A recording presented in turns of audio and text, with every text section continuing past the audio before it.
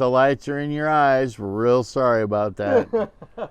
It's part of the plan. That's how we operate. And Rich, I know the person watching it is going to be going, what the heck are you talking about lighting? I will explain that clearly. You are the lighting guru, I call you. Yes. And but Rich, what's your full name? The name I use is Richard Barrett Quinn. I kept my married name after I got divorced because I have 2 children. Nice. I wanted us all to have the same name in school so you don't have to go through the drama of saying, yeah, that's my damn kid. What did they do wrong?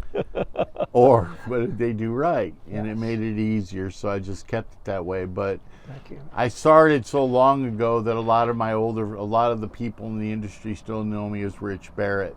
Okay. The guy that smokes a pipe. Yeah, that's pretty much how you're gonna know.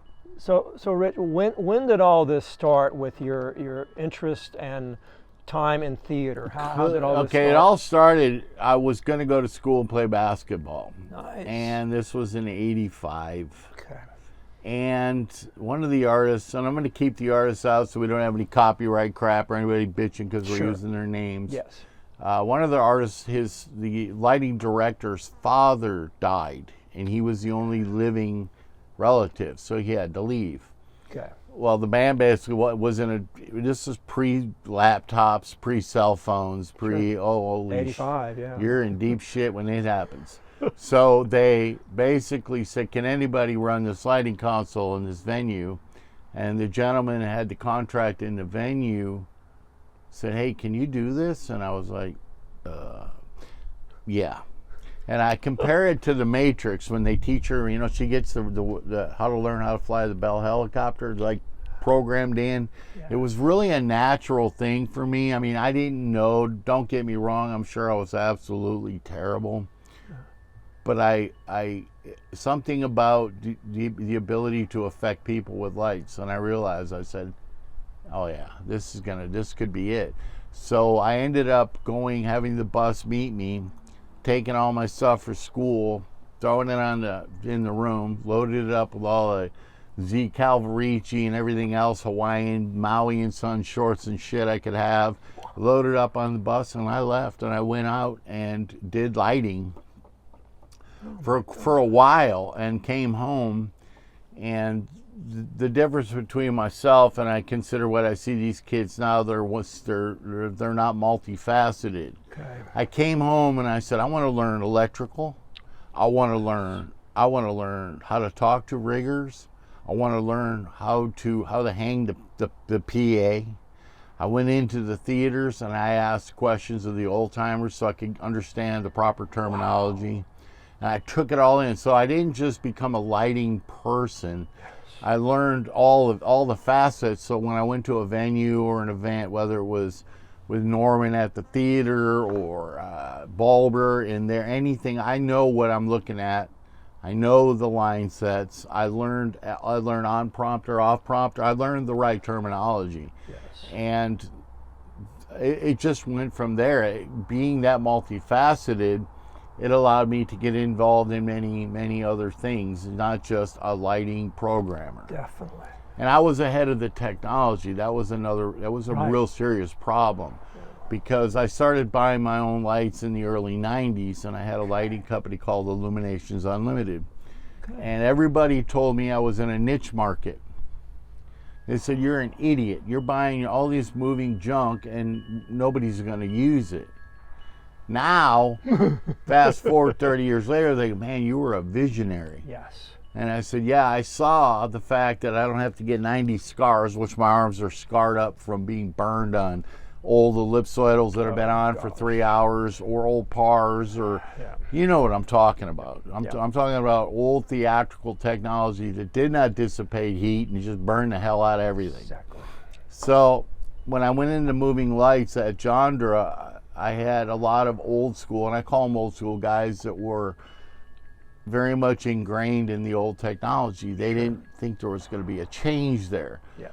So they tried to get me out. They were really hard on me. They made me do shit that people would now go, well, I would have quit. Well, that's the difference between you and me, Exactly. you know? Yes.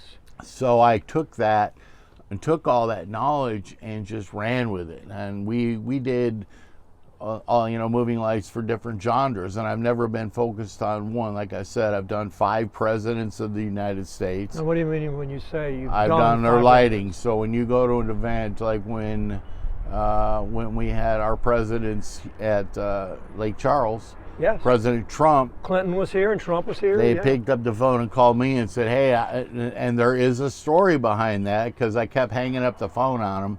I was out on the lake fishing. What? The phone rings 00000000000. That's how it comes up on the phone. Oh my gosh. And I was like, what is this? I thought it was a DEA narcotics. So I'm out there fishing for bass, and I was like, what did I do now? And they were asking me if I could be in Lake Charles, and I hung up the phone because the fish were biting.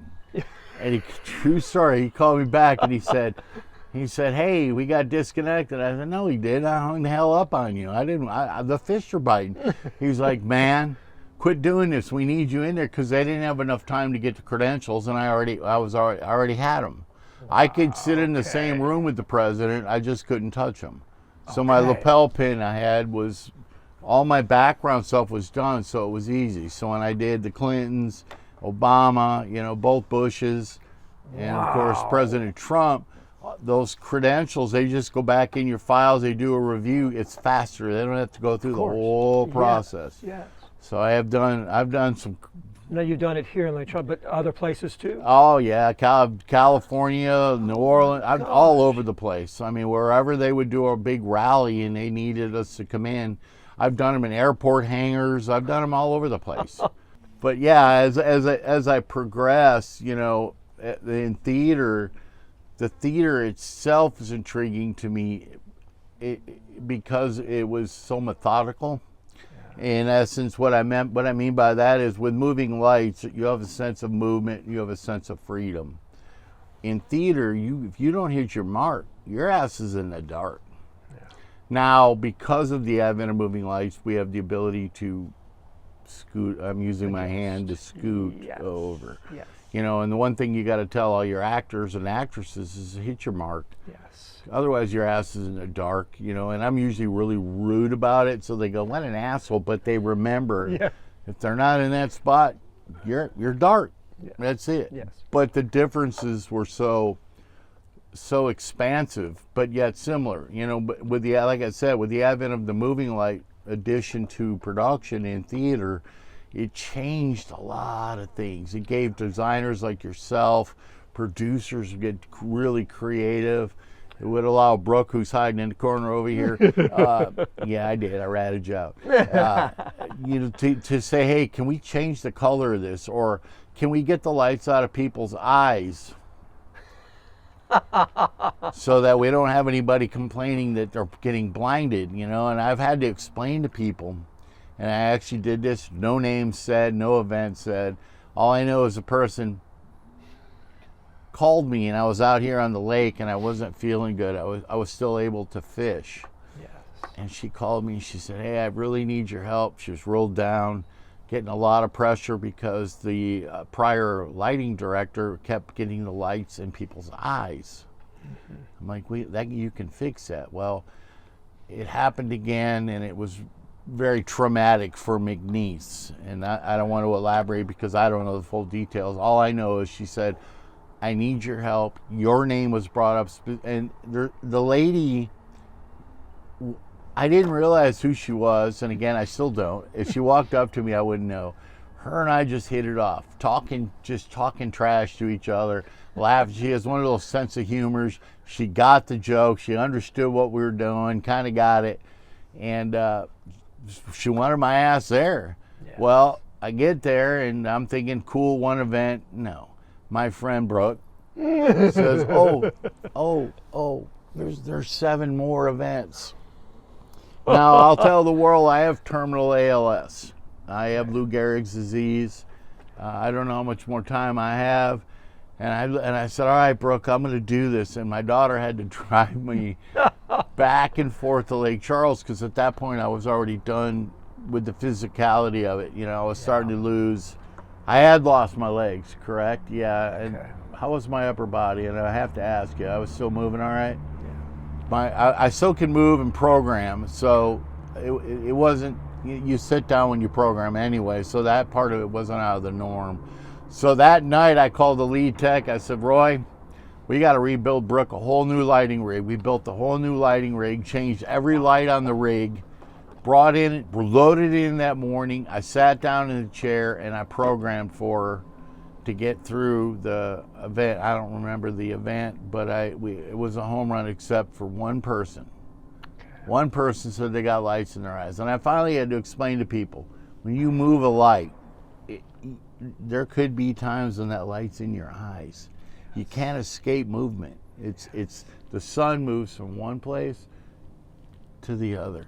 And in that movement, the light's in your eyes. At some point during the day, it's sunny sitting right where we are now. Exactly, yes. And I think that explanation was good enough. I think we went through, and it's been a running joke ever since, even in my acceptance speech for the awards that we both received. Yes. Now you get the joke at the end of it. I said, I don't know if it was edited or not. I said, hey, if there's any lights in your eyes, sorry about that. I remember you saying that. Yes. That is the joke and why I did what I did, because that speech was hard. I didn't even realize we had to do that. I'm sure you were more prepared than I was. No, I just found out about it about a few hours before. This one, Brooke calls and says, hey, it would be really good if you did a visual. And I was like, what? I looked at my watch and I had done my nightly meds. I was like, oh, this could be a shit show here. Because they're just giving me all, my nervous system's frying. Of course. So they're giving me drugs to, I feel like Robin Williams. It did not come off like that. No, and I think it was just adrenaline. Dawn was actually rubbing my legs. You guys don't realize it because it was only from like the waist up. Yeah, and she had to, because the meds were hitting me so hard. She was trying to help, get the blood, because the blood's not moving. Yes. And I'm trying to sit up still and talk like, professional, which is not, you're hearing me talk. This is the normal me. So at the end of the day, Brooke, here's Dawn rubbing my legs, and I'm sitting like this going, oh, we got this. And we ended up doing, I think I made it through 2. And I was real emotional too about it. I was like, man, this is tough. Yeah. I didn't think it was going to be this hard. I felt like I was saying, all right, I'm the last guy in the Titanic, get the hell off. It was that mindset, because I really didn't know. Yeah. I didn't know what I was getting into. But as far as the theater, and I keep bringing you up, Brooke, and I don't know, I would walk through fire for you if I could walk. But the school too.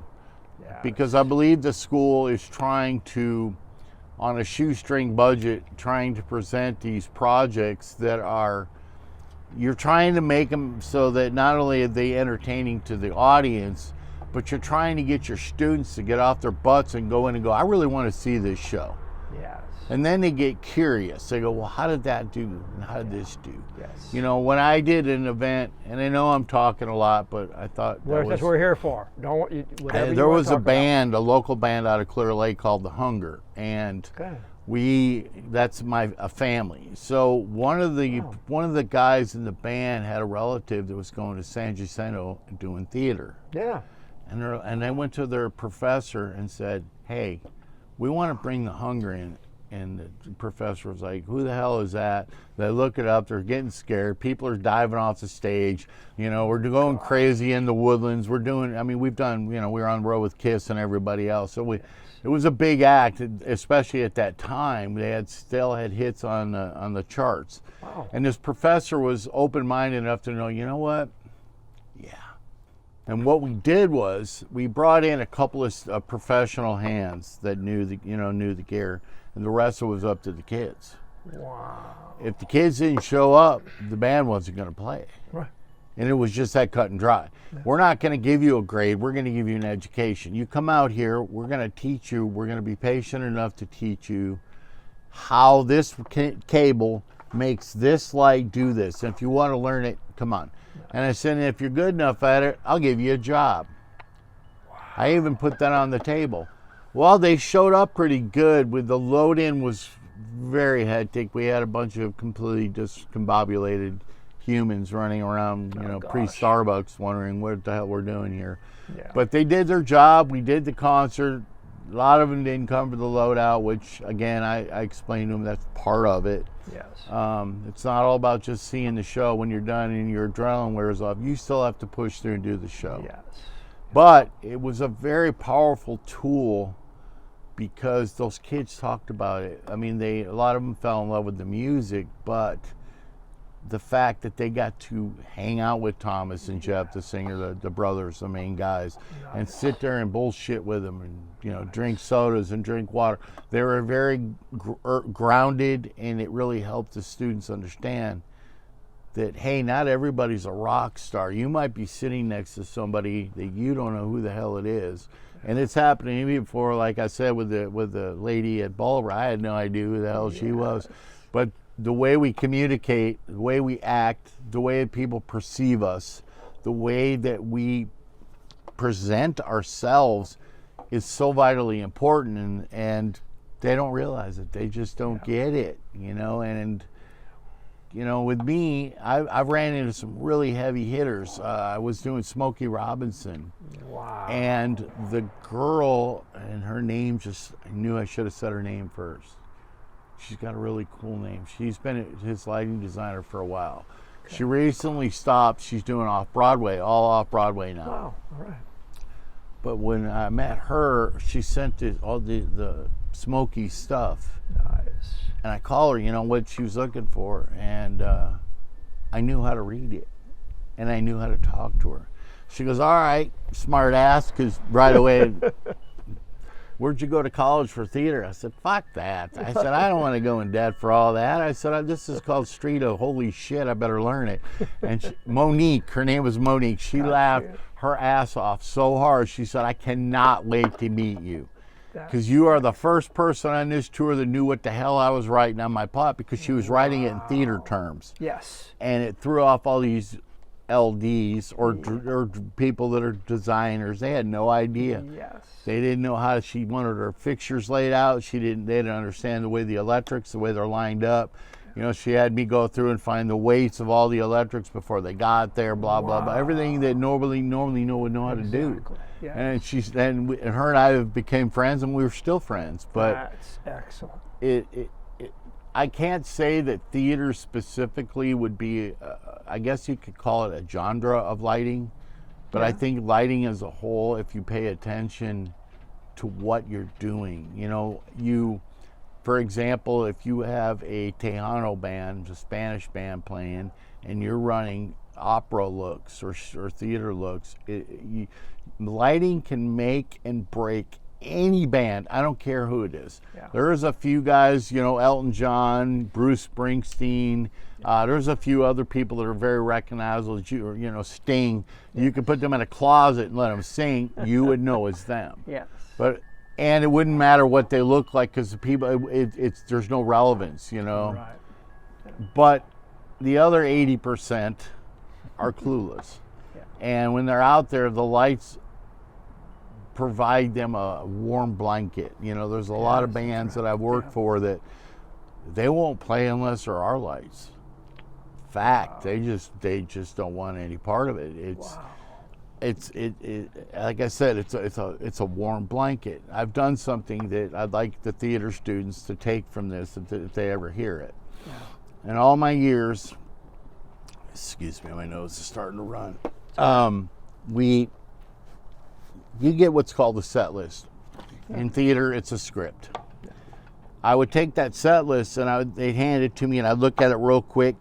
I'd hand it back to them, and I'd go, did you guys write this music? And some of them, of course we did. They get real arrogant. Mm-hmm. I'm like, all right, cool. Well, do me a favor. Take 5 minutes, and when you were writing that song, you felt an emotion. There was a reason you wrote that song, whether it was heartbreak, bad marriage, newborn child, whatever, a sunrise, a bird flying, whatever drove you to write that song. I want you to write a color next to it. In 30 years, I've only gotten 3 back filled out. Wow. And I tell them all this. I say, so when you come at me later on because you thought the lights in your words fucked up the look of what you're trying to do, I'm like, dude, you gave me 2 hours to interpret your whole life's catalog of hits, my interpretation, and then put it out there for the world to see. And you expect me to get it right? That's why I asked you to do it to begin with, and they shut the hell up. They don't say another word. Because exactly. It's factual. There it is. Either you're going to learn and help me make you better, or you're going to suck because I sucked, because I didn't know any better. You know, it's happened at Balber. There was a couple sequences of strobes going off. We still haven't figured out where the hell that came from. It was because of lack of knowledge, and lack of also skill as a lighting designer or director.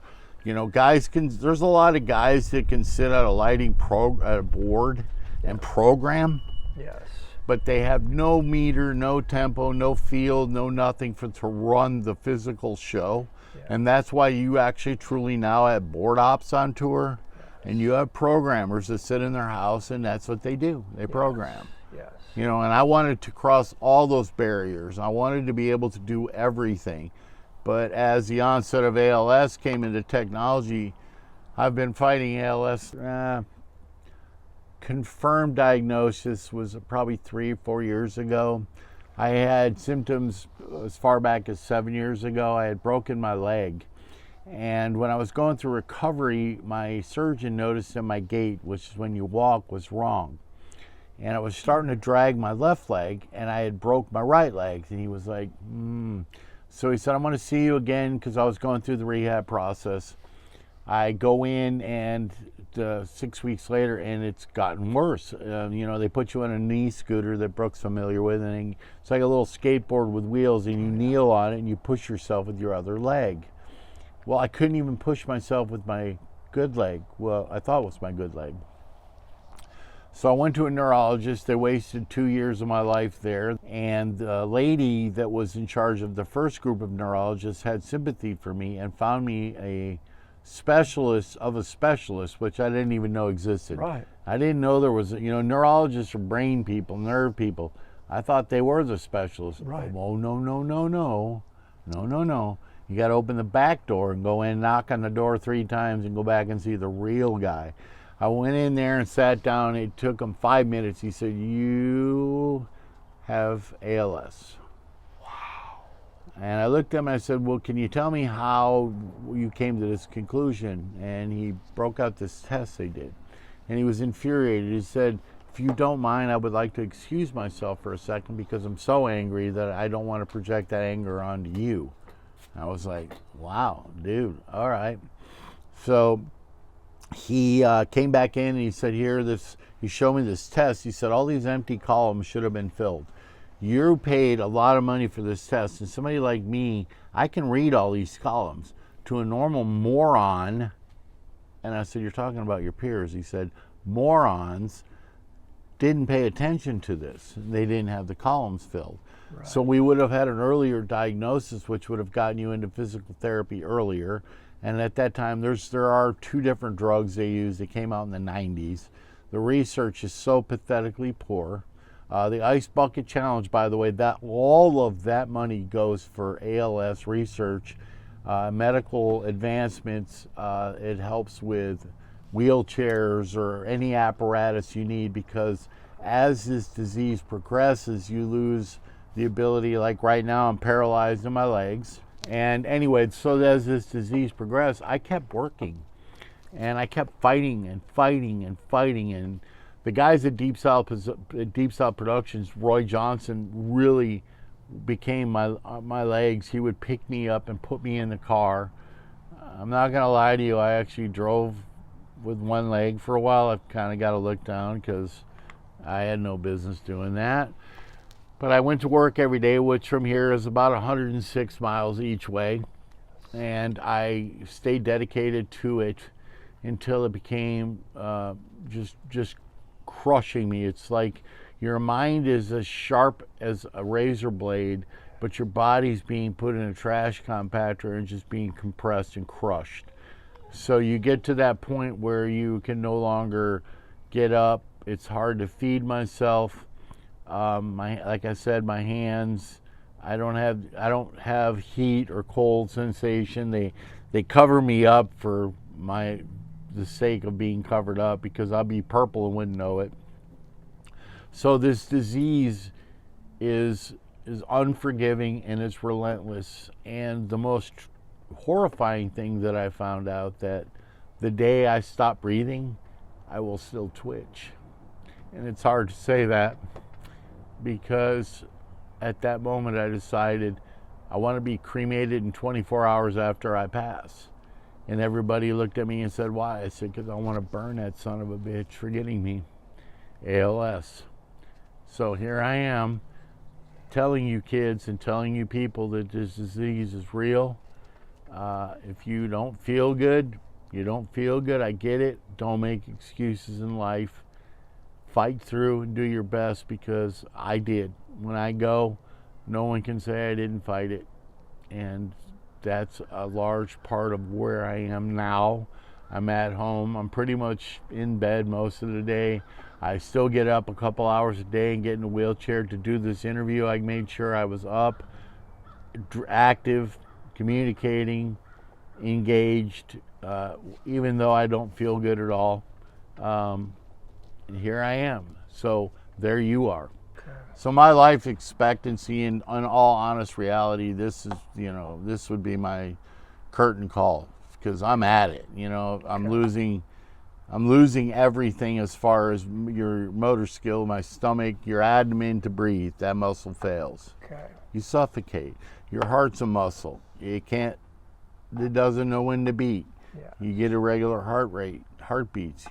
People die of heart attacks. It's a very cruel. There's not a lot of nice things you can say about it unless you have I wouldn't even give it to my worst enemy, but yeah. I want it to be known that, I hear these kids and I hear people say, my back hurts and I don't want to go, I can't make it to work, to the show. Well, in theater and any other genre of this industry, it's a life's commitment.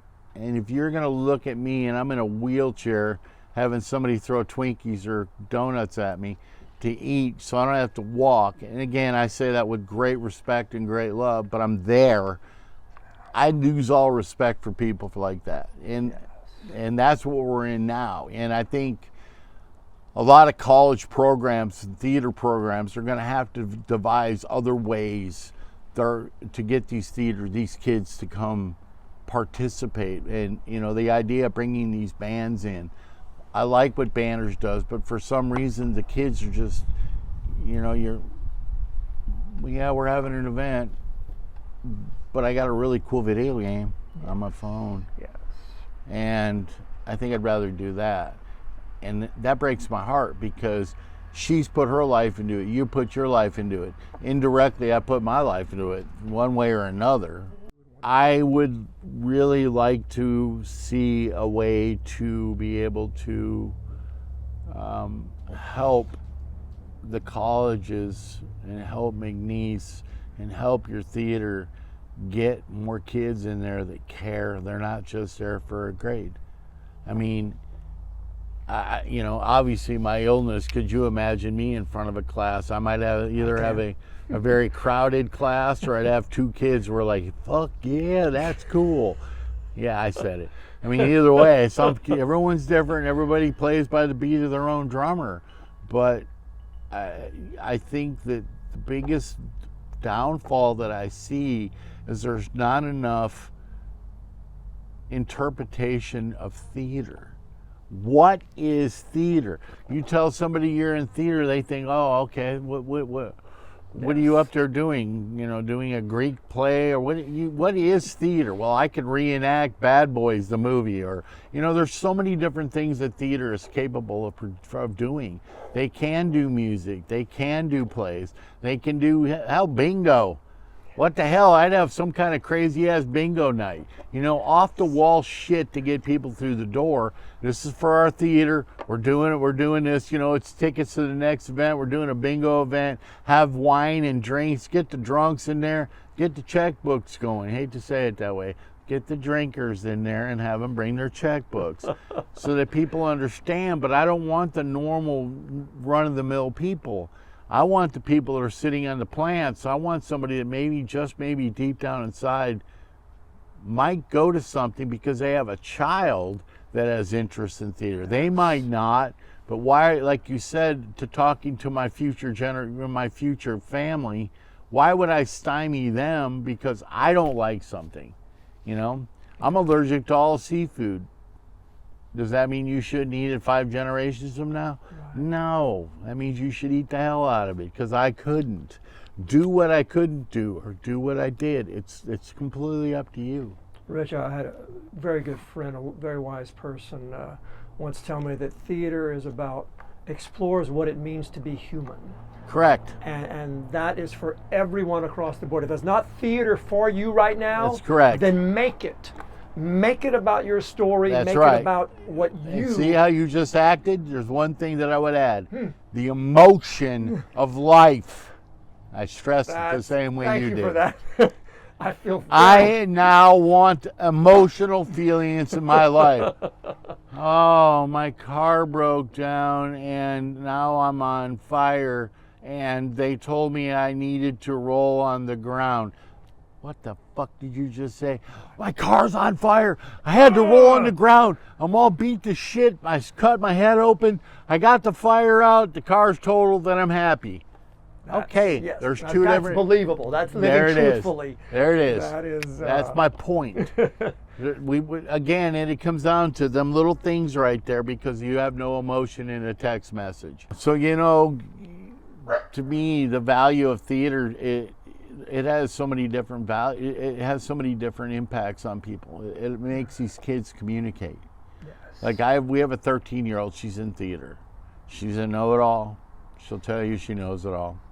I offered to go sit with our lighting people. Now we have them. Okay. I'm like, all right, somebody's really qualified. They got their shit together, I guess. Yes. Some 13-year-old kid must have been reincarnated or something happened.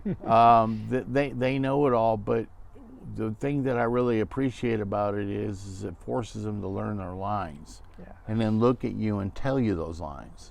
To me, it forces people to communicate. Yes. You know, I had a very spiritual man tell me something. He said, "Here's something for you to think about because this is how your mind works." And I'm like, "Oh, what are you throwing at me?" He said, "Just imagine the day when you're crossing the bridge. You're crossing the bridge. You're going into heaven." I said, "Okay." He said, "Do you imagine how many people are going to be lost, standing backed up in a corner because there's no cell phones to talk to each other?" And I was on the phone. I dropped the phone. I said, "Dave, I don't know what you're doing over there right now. Where the hell that came from?" He said, "I think about it every day because I look at my kids. They sit in a room and they text each other in the room. Yeah, they're not going to have that, you know." And to me, theater brings that out of these kids. Unfortunately, they always call them, you know, theater geeks or thespians. People go, thespian? Yes. I'm going to join that. Yes. No, that's not what that is, man. You know,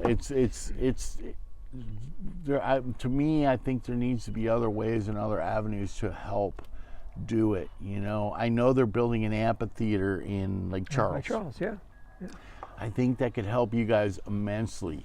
Yes. In many ways, because here in Houston, they do it in the Woodlands.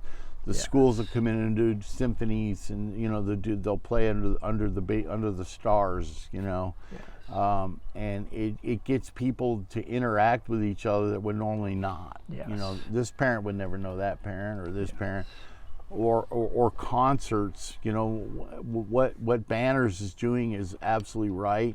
I think the fact that Banners is being choked by lack of funding, not just Banners. I'm talking about the whole theater itself. You can't just throw stuff up and hope it works, you know, forever. And you have to have some qualified people. You can't just have all volunteers. I mean, that'd be like putting me in a crane. I can't even move my legs. Can you move your arms? Well, I might drop that shit, but what button does this do? No, it doesn't work like that. And the powers to be need to be more observant of that. Unfortunately, when they went to college, they probably never walked in their school theater once. Right. You know. Well, I mean, yeah, I know that there have been the former president, Dr. Burkell, actually spent 45 minutes with me, going through some talking about theater and stuff. So I was very appreciative and thankful for that. And I know Dr. Roos is also is doing some. But some did it wonderful benefit things. you? He did actually, Okay. yes, bring me someone. I was running the program as the only faculty member for 5 years. See, that's... And he and Brooke Mm-hmm. were able to get me another person. Yep. So, It, yeah. it's tough, you know, and it's not just your school. No, I know. It's a national problem. I know. But, you know, at the end of the day, here it is, you know. And then, you know, me, so in my journeys in lighting, I've like I said, I pretty much did. I mean, I did Selena, I did Emilio, I've done, you know, rock and roll. Again, I don't want to name names because I don't want us to have to edit them all out. But the reason I say those names is because I didn't even speak Spanish.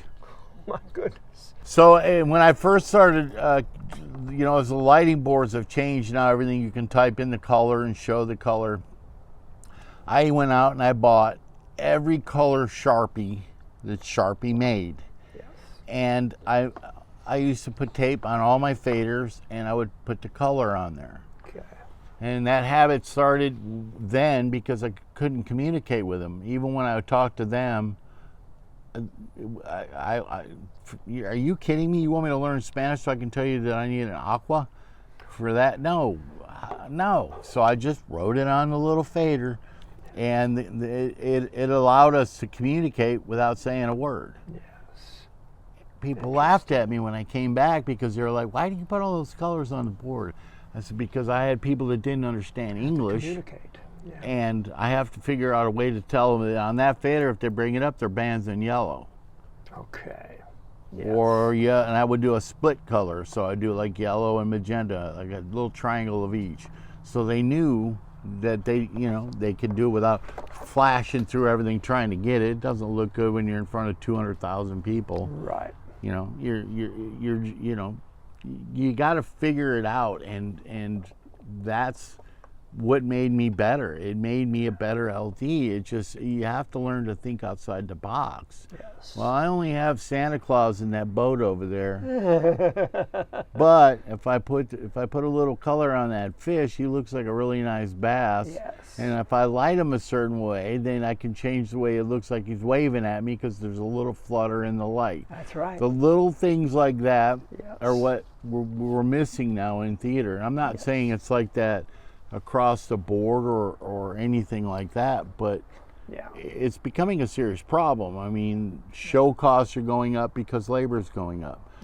The 16 guys I used to have, like you guys used to have a pool of labor, I'm sure it was union. Right. You could pick up the phone and say, "I need 20 guys." They'll tell you, "I'm lucky if I can give you 10. Right. What happened? Because this was a career. You were theater people. They've all just drifted away. Yes. You know, and COVID was another debacle altogether because it shut our industry down. You know, I'm seeing some resurgence though in Lake Charles, especially. Yes. They have some new theater groups. Yes. The high school system. They have about 5 high schools that bring in students to one LaGrange High School where they teach. They have Calcasieu Theater Arts. They have a Christian Youth Theater. What's that They're little all theater? bringing- There's a little theater that's been there forever. Yes, Lake Charles Little Theater, and they're doing all I met kinds the of, lighting. That's funny.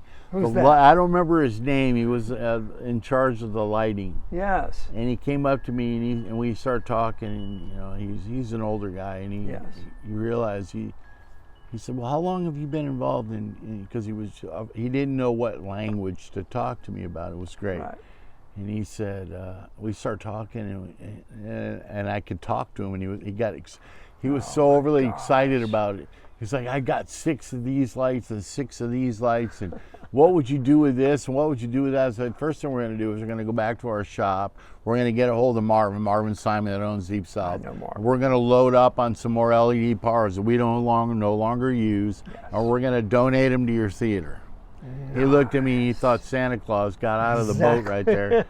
He was so excited about it that he wouldn't leave me alone Yes. at that point, Yes. which was fine. I was still trying to do my job. I wasn't going to be rude, but Yes. It was just to help out these theaters. And there's a lot of stuff that these theaters need to know, that if they need help, you can pick up the phone and call us. Yes. You know, Marvin's a very generous man when it comes to Yes. helping everybody. Yes. And I think the best thing that we could do to help Lake Charles and the whole Lake Charles theatrical scene, instead of having everybody should be working as one in their own little clique, but maybe we need to create a pool of equipment that can move around and help small theater here, help Bulber there, help the main stage here, you know, and teach people how to use the gear, so you're not burdening Deep South with any of the labor or any of the necessities other than, here's a plug, don't blow it up.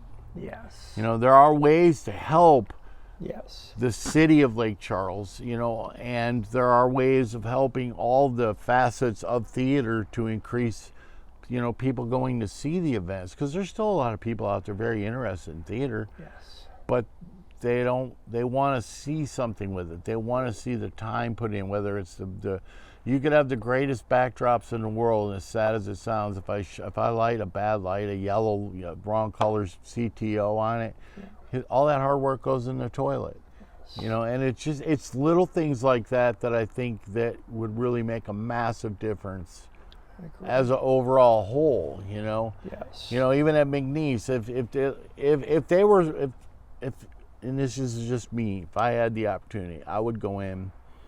We've already redone Bulber, right? I would add more to Bulber, and then I would go into your main theater, and I would add in a nice moving light package, and then start using that as a recruiting tool for your potential future students. Nice. And try to increase enrollment through the technology. Just because you don't have the Taj Mahal does not mean I can't replicate it. Yes. You know what I'm saying? Yes. And there are things like that. If you go to the people that are, well, we don't know where to spend this money, we can put in 20 speed bumps. Well, hold on, Haas. No. We got enough trees and speed bumps and bad curbs. Yes. Let's fix things that are going to make it presentable, or more, it's going to give new potential recruits, I could say recruits for students, because you are recruiting them, right. Yes. to bring them to this campus and go, holy shit, this little school, I can get a great education because it's a smaller scene, but they have the modern technology to fight with the LSUs and fight with the UTs and fight with, you know, all these big 5A schools. Yes. In a smaller campus. Yes. And some kids aren't wired to go to big schools. Right. You know what I mean? Yes. Like, they don't want to walk on a campus and, oh, how many people are in my graduating class this year? 7,280. Yes. What? Yeah. No. Yeah. They lock up, you know. Yes. And I think there are great ways to try to increase enrollment in theater. It shouldn't just be donations of funds from people. It should be the school. It needs to be the state representatives involved. It needs to be a wine 'em, dine 'em, sign 'em, and get some damn money in. I know Brooke does a wine event. That's great. But she's having to do things. You're having to rob Peter to pay Paul. And again, if she didn't have the resources of Deep South Production sitting there helping, I'm not saying that because I worked there. I'm saying it because she has come to us in some situations with some big ass shows and said, this is all I got. Yeah.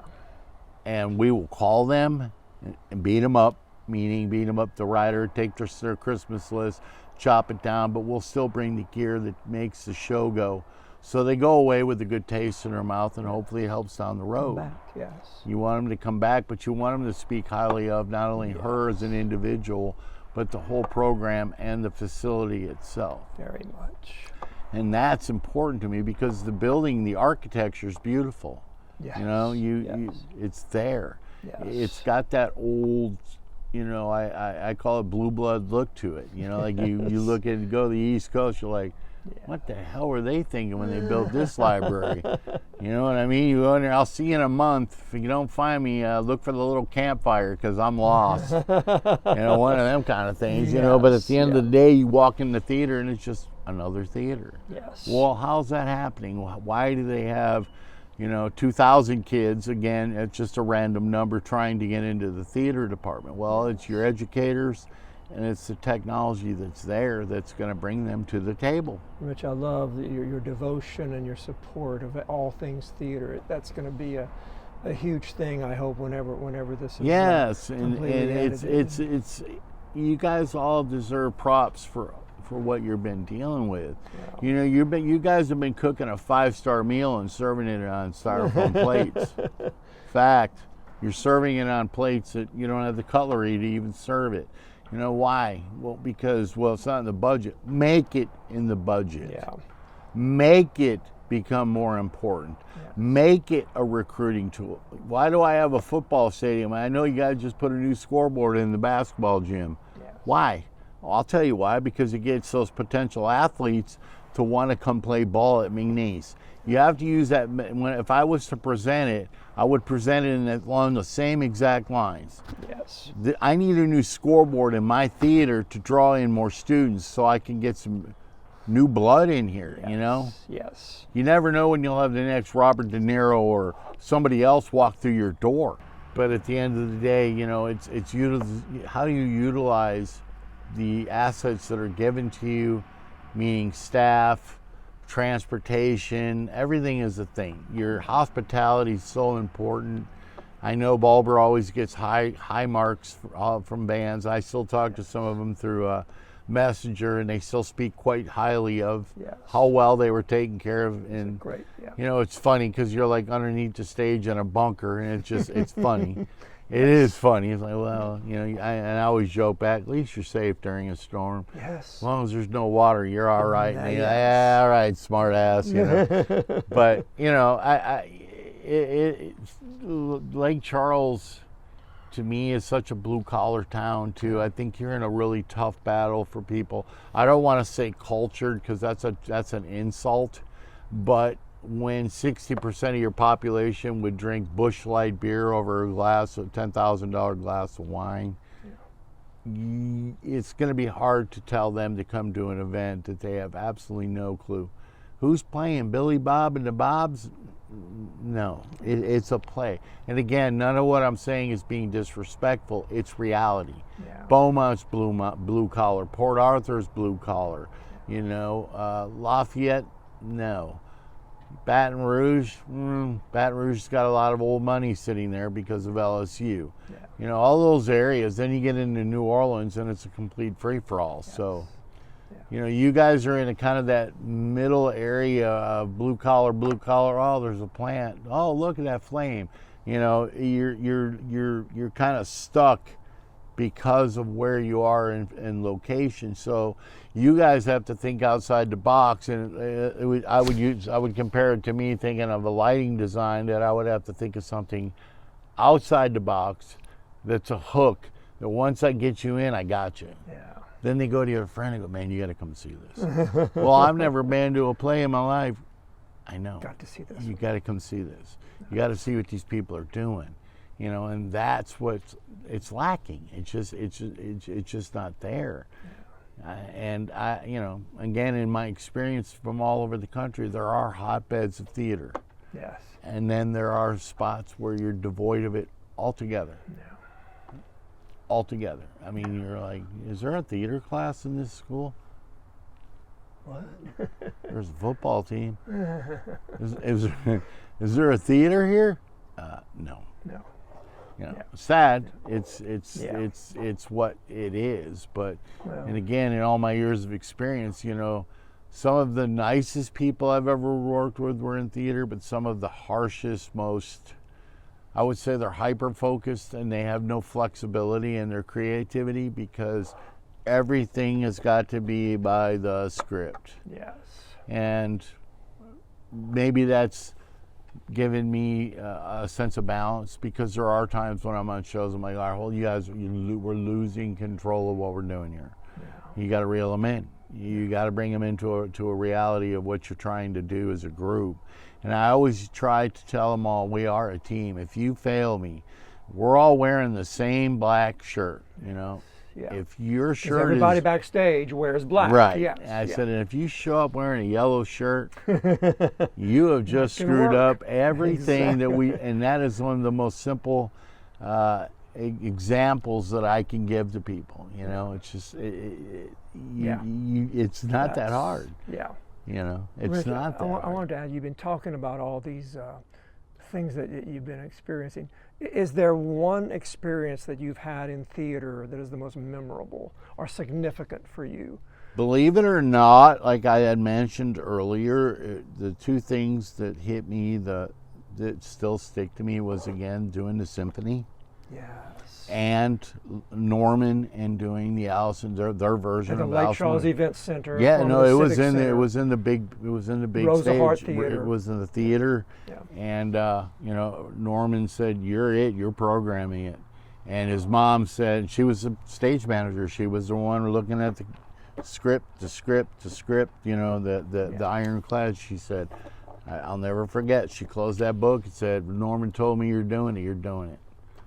And so I had them do so what I had to do was go in and watch all the rehearsals and look for little nuances, little twists and little turns that wouldn't have been in the anybody else's play. Yes. And the way that the scenery, I lit the scenery in layers, and so I was able to take a tree that was beautifully painted, shine UV on it, and everybody go, "What the hell just happened?" And then transition into total blood red. So the mood of the play was being projected to the room. And that really stuck in my mindset because it was such a powerful thing to be able to do that, but it had never been done in there like that. Right. And when she told me what I was doing, she said it gave me goosebumps on my arms because when the character was in trouble, the lights showed that, conveyed that feeling, and anger and happiness. Well, that's like you were talking about the colors you were trying to do with the concerts. Every moment has a color that, or an emotion that can be, that is in it. It's utilized, or it builds up to the, you know, it builds up to the finale, whatever that finale would be. You know, it's just, I can't, you know, but in that theater and it was kids too. They were up to 18. I think the troupe was. Wow. I could be lying. They were so when they realized what I was doing. At first, it was a bit much for them because they kept getting caught looking, and I'm like, no, you know, I mean, that's what rehearsal's for. But at the end of the run, those kids nailed it. But nice. The amount of video footage from other people, which I believe is also a nuisance. Cell phones in a theater should not be allowed. Yes. You are obstructing view, you are taking people's copywritten work, and you are doing things with it whatever you want. Yes. That's got to stop. I agree. But I'll never forget sitting there with Norman next to me, just absolutely blown away. They were just, it was because I put lights all the way out at front of house on the lower, on the ring, you know, the upstairs balcony. There's a lighting position right there. And I hung a bunch of lights so that I can make the stage change any color I want. So when there was scenes of anger or something wrong, whatever was happening in the play, and I would hit these lights, I had to run them at like 30% because they were so bright. The kids were like, "Can't see the marks." That's what I needed to hear. Yes. So then I started showing them different types of tape. So for your cue, I would layer one color will bring up a certain color tape. I would mark their marks in case they got blinded and they could do it. They would be like, "Okay, that works." But the effect of it was so powerful, you know. Have you ever heard of the band Blue Oyster Cult? Yes, I'm a fan. Yes. All right. Yes. We were in a theater in Lafayette. There's a theater in Lafayette, and they had Blue Oyster Cult in there. And I designed a lighting rig, and I advanced everything, and I asked the production manager, "You are doing Godzilla, right?" And he said, he kind of laughed. He goes, "Of course we are." He said, "But," because there was a note to call, "but we're going to take the modern noises and when he walked, from the newer movies. Okay. So the dynamics were totally different. And that roar he does is obviously much different from back in the day. Right, yes. So I was like, hey, can I listen to it? And he goes, we try to keep it secret. I said, well, I need to hear it. So he plugged in a little hotspot and he let me listen to it. I said, I need to hear it a couple more times so I can hear it. And what I was doing was counting how many steps, right? Yeah. So then I took my lights and I shined them in that greenish color, and I put them on the walls of the theater, not the crowd, not the stage, all over the walls, and I made it look like scales. Oh my gosh. So every step the lights would just do a simple tilt. Just like my hands are moving. I know the camera can't see it, but a step, step, step. And then when he roared, I fired out, I took all the lights and fired them in that whatever's coming, that plasma that's coming out of his mouth. Yeah. I copied that. I even looked it up on YouTube to make sure I had the right color. And I made all those lights converge and fire straight out, hit right below where we were at, right above where we were at. The audio engineer was also the production manager. I'd been with him for 40 years. Wow. He started crying. He was so emotional. He said, I've never seen anything like that. He was literally, and the guys on next to me that were with us didn't know how to react. They were kind of like, is he all right? I said, yeah, I just got him. I took him over the edge, and I did. And when he got himself together, he apologized. I said, "There's no need to do that. It's That's done." the point. That's exactly it. And when the band started to do the show, when they started to do Godzilla, when I did that, I got a standing ovation in the middle of a song. I mean, the song hadn't even started. It starts. Yes. I'm already getting a standing ovation. I'm like, oh shit, this is gonna be hard to live down. But I mean, it's stuff like that I remember. I don't, and I consider that more of a theatrical look because to do it in a large venue, I didn't have I would never have the side walls. Yeah. I didn't have the angle of the stage it was all perfect to do it. So I consider that part of a theatrical Well, you look. saw that. You saw the potential yeah. there Oh, that yeah. no one else would see. No. That's amazing. No. That is such a true artist. And I just looked around and I said, and it was funny because he kept questioning the steps. And when it was all done, and when he saw it, he looked at me. He said, "I get it." When he got through the emotion of what happened, he had a smile on his face, and he was so excited he couldn't wait to get to Godzilla. I mean, he was like, he was looking at I said, the set list you've done, it's the same list. Yeah, I know, I'm just counting the songs. I mean, he was like literally right next to me, and it was just perfect. It was great. But I do consider that, even though the genre was different, it's considered rock and roll, I took a theatrical element, threw it into it, and just totally changed the whole song. Yes. And it was awesome. It was absolutely awesome. Excellent. That's the kind of stuff for theater that's the magic and the power that's of theater it. right there. That's it. If you ever get students in your class that say, "Hey, can we try doing it?" Don't stop them. Exactly. Yes. Don't say no. Let that's not how we do it. Explore, Because let them. yes. If it was up to me and I had time and I was a professor, I would say, "All right, guys, here's the theater." You are a professor now. You're teaching. Hey, teaching many. Okay. Don't you be late. Don't you do it. I would say, okay, here I have the venue locked up for 3 days. It's all yours. Okay. I would go in the first day. I would show them to make sure they're safe. Of course, power. We would learn this. This is stuff that we're going to learn. We're gonna get a crash course, and then I want these kids to get on the console, and I want them to just turn the lights on in white and do a focus. What I mean by that is some kids are going to come up with crisscrossing. Yes. Some kids might have some up like this. Yes. Some might have them pointing out back. You're looking for those kids. The kid that just lines them straight down has no creativity. Yes.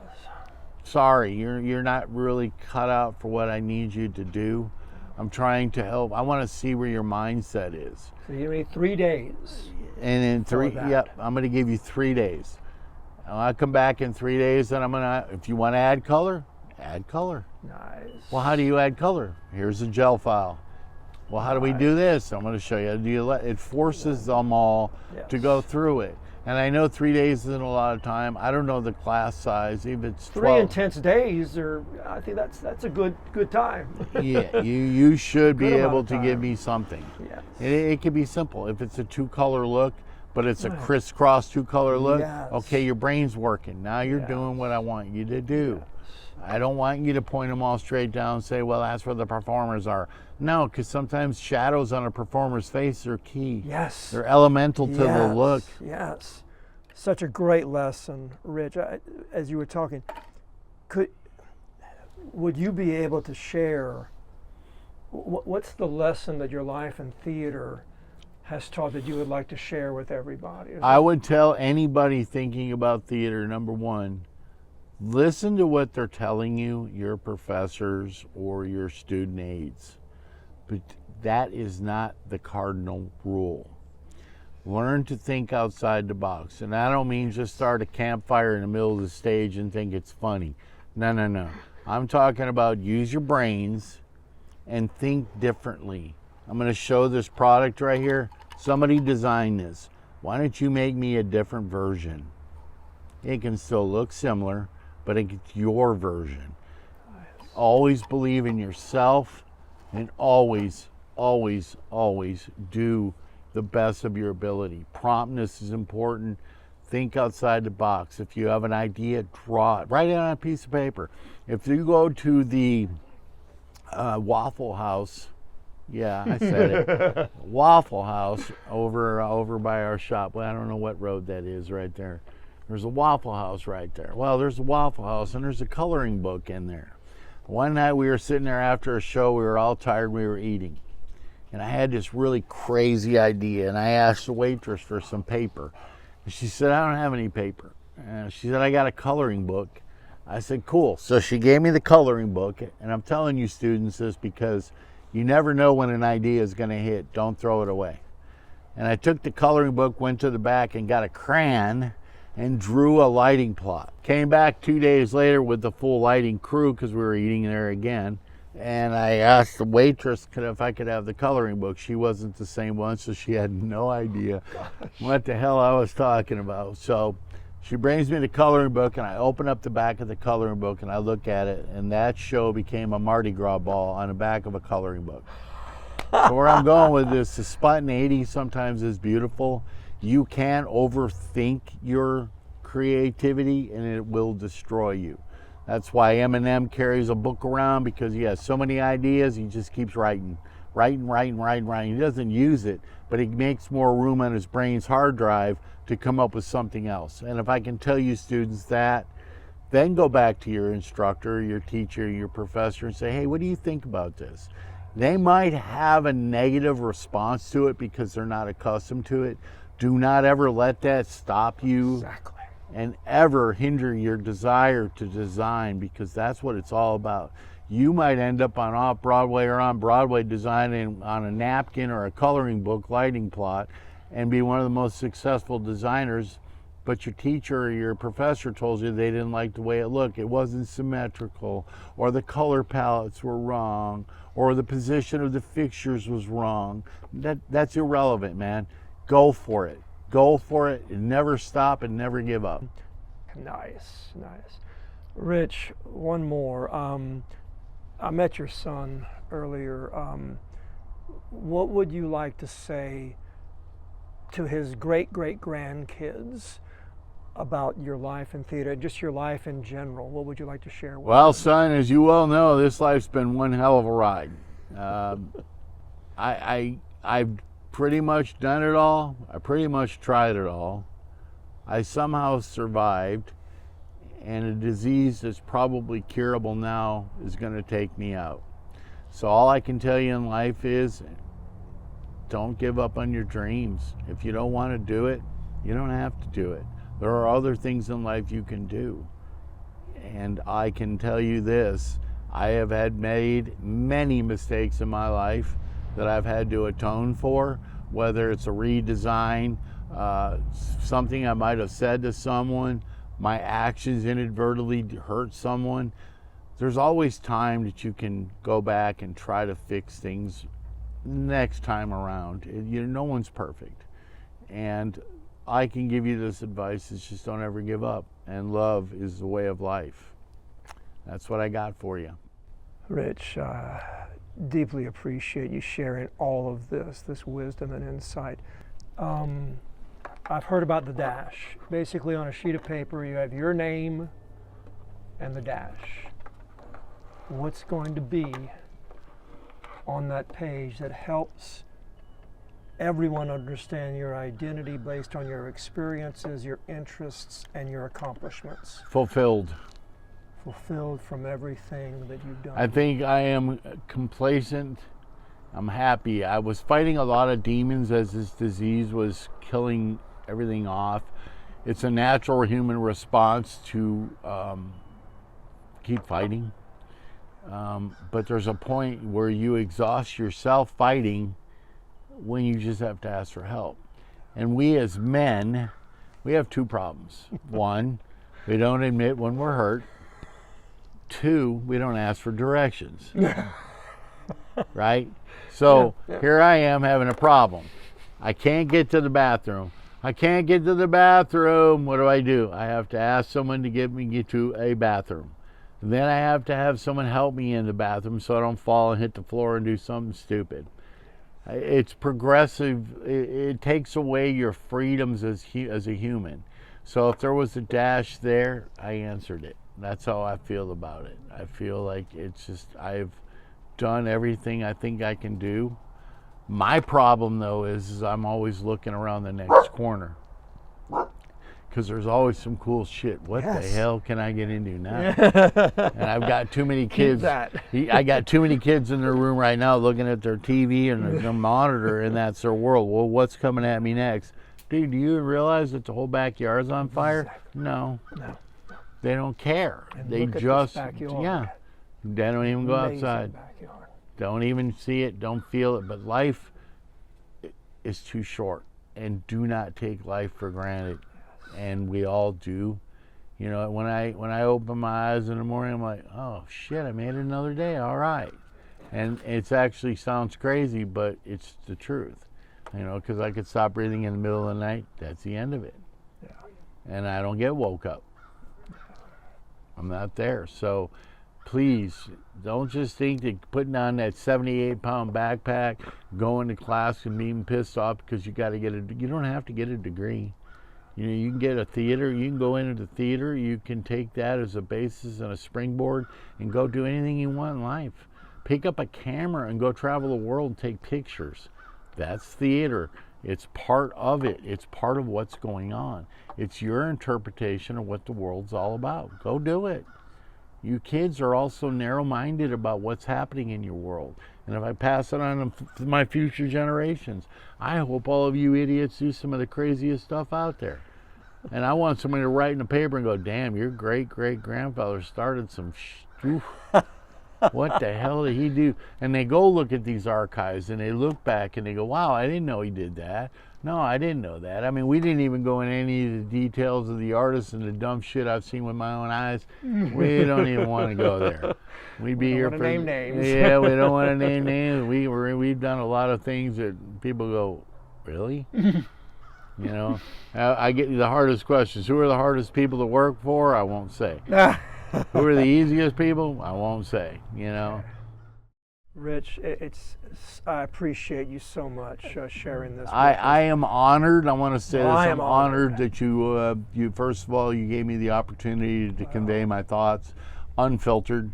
You know, I'm grateful for this opportunity, and if any of you students see what I'm saying, you're more than welcome. I have pictures on my wall in there. I'll take a picture and show you. There's hundreds and hundreds of shows which you're welcome to walk in and look. They're lit up. Thank you. That they put together for me as a collage. I had no idea it was being done from my prior employer, and I didn't realize a lot of the artists that I did.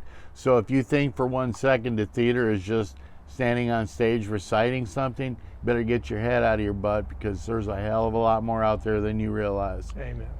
Peace. That's it. I'm out. Rich, My great friend. meeting you, man. Yes. Great meeting.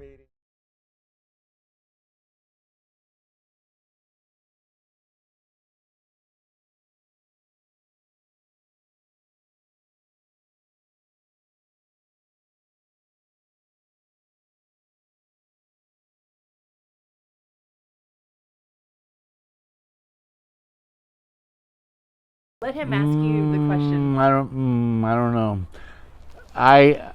In my days of doing presidents, which I will not name, I had access to staging areas for the president, and my hair used to be, down to my waist, and I walked in there and I saw all these really nice laid out brushes and combs, and all with the presidential seal on it, and I said, screw it. And I went ahead and combed my hair with the presidential comb, cleaned it, put it back down on the table just so I could say I did it.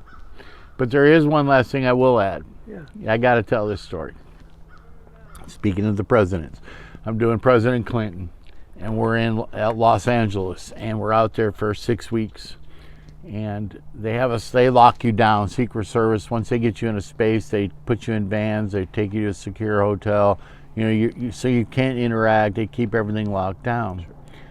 And I became friends with the chef because of my seafood allergy. They ask you what you can and can't eat, because they're going to feed you for 6 weeks. So as we're going along, I finally, I became friends with this man. He was a super cool guy. And I said, hey man, what are you serving for this meal? And I said, let me back up. How much does it cost per seat at this 10-top table? Okay. He says $250,000 a seat. What? A seat. Okay, here goes Rich's brain. So I don't say another thing. I said I acted shocked like you did, but in the back of my mind, I already had a scheme going on. I was like, this is going to be great. So I'm at this table, and I was there with a band called the Goo Goo Dolls. And they had us all at the table. They were going to be the entertainment later on. So they kind of put the freaks all on one table. Well, they come up and they say, what would you like to eat for your meal for each person? And I pass. The last one I get there because I didn't want anybody else trying to do the same dumb shit I was going to do. So I asked the chef, I said, chef, here's what I want. I want 4 fillets, because it was either a fillet or a lobster. I want 4 fillets, a baked potato, the vegetable, the dessert, a bottle of wine, and a bottle of Pepsi. He looks at me like, what the hell's wrong with you? But he goes, no problem. All right, so that night we're all sitting there ready to eat, and here comes the plates. Everybody's got their plates, and sets mine down with my fillet, sitting all these fillets and all this food, and the band's looking at me like, what the hell's wrong with you? What are you, hungry, or what's going on? And this chef finally came and he said to me, he said, Rich, I gotta ask, what are you doing? And I said, I wanted to be able to tell my kids I ate $1 million worth of cow. And that dude looked at me and he said, that is the most impressive thing I've ever heard somebody come up with. And bam, I sat there and happily ate my 4 fillets, and I ate $1 million worth of cow. There it is. I'm glad you brought that one up, because that's a great story. Thank you, Rich. Thank you, bro. That is my closing statement. Remember that when you're eating a steak tonight? Oh yeah, $1 million worth of cow. Thanks, Brooke, for that lead in. Appreciate you. We did it.